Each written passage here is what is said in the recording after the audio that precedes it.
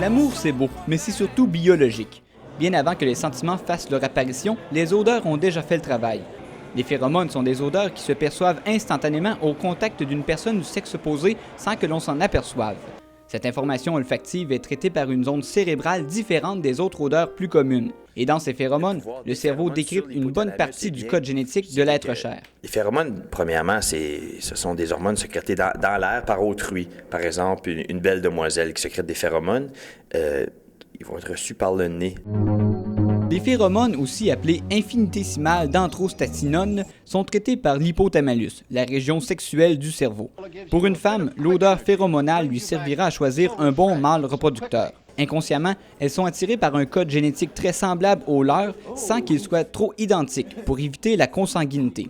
Les hommes ont la même capacité de décodage. Cependant, les femmes n'émettent pas assez de phéromones pour que le cerveau masculin soit capable de lire leurs secrets. Qu'est-ce qui cause les coups de foudre?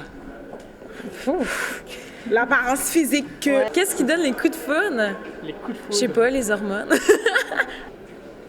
J'ai aucune idée. Oui, l'ADN, ce que tu dégages, les hormones que tu dégages, c'est ça qui fait que tu as un coup de foudre ou non. Dans la pensée populaire, tomber en amour est le fruit d'une attirance physique et par la suite psychologique.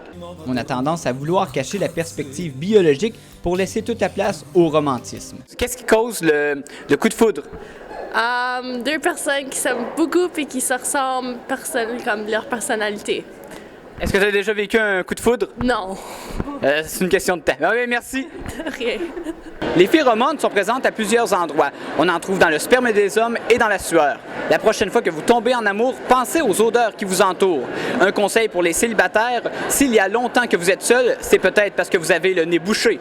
Jean-Philippe Bergeron, La Cité collégiale, Ottawa.